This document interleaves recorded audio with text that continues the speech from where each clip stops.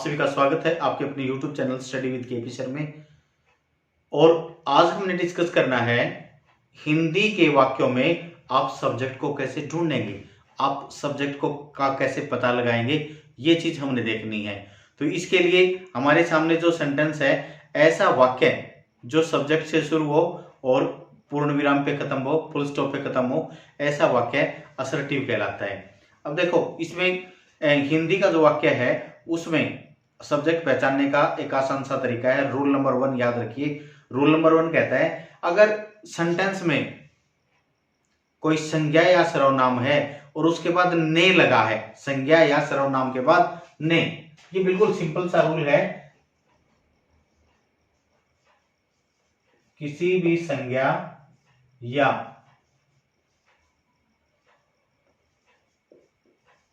सर्वनाम के बाद ने लगा है तो ये पूरा आपका सब्जेक्ट होता है, ये आपका सब्जेक्ट है।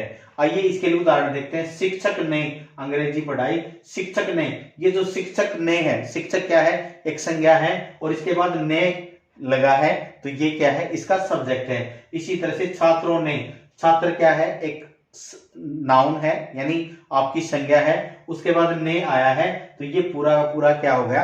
आपका सब्जेक्ट हो गया। इसी तरह से उसने, उसने, ये उसने क्या है? उसने जो है सर्वनाम है और यानी प्रोनाउन है कि उसके बाद उसमें ने लगा है तो ये पूरा आपका एक सर्वनाम बन जाता है और ये इसलिए ये यहाँ पे इसका एक सब्जेक्ट है। हमने, हमने की इंग्लिश होती है वी, और हमने जो है ये आपका सर्वनाम है और वी जैसे इंग्लिश में एक प्रोनाउन होता है। We, I, my, me, we और अस, ये फर्स्ट प्रोनाउन होते हैं, फर्स्ट पर्सन प्रोनाउन होते हैं, फर्स्ट पर्सन। तो ये आपका पहला रूल क्या है कि किसी सेंटेंस में संज्ञा या सर्वनाम के बाद ने लगा है तो उस सेंटेंस में वो आपका सब्जेक्ट हो जाता है। तो ऐसा वाक्य है, ये आपका असर्टिव सेंटेंस है। इंग्लिश में असर्टिव सेंटेंस, असर्टिव सेंटेंस की स्ट्रक्चर क्या होती है?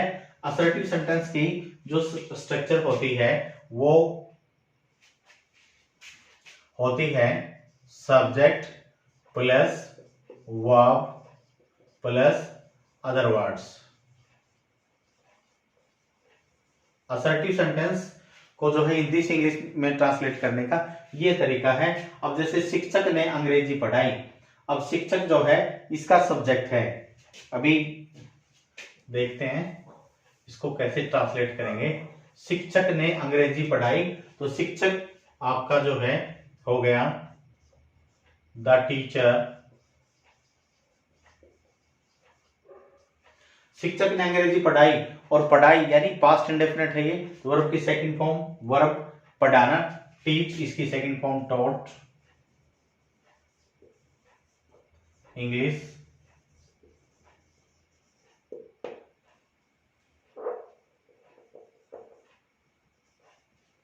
इसी तरह से छात्रों ने पुस्तक पढ़ी,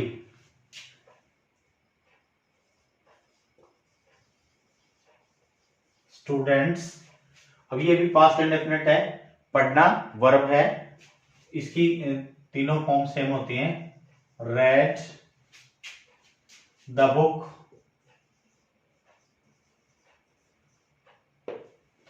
अगला, उसने राम को पुस्तक दी, उसने ही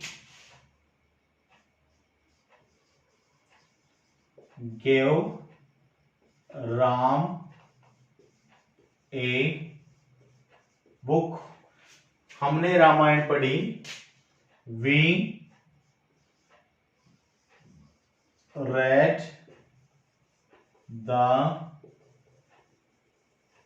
Ramayan, we read the Ramayana. तो ये जो है इस प्रकार के जो सेंटेंस अभी हमने देखे उसमें सब्जेक्ट को ढूंढने का आसान तरीका है।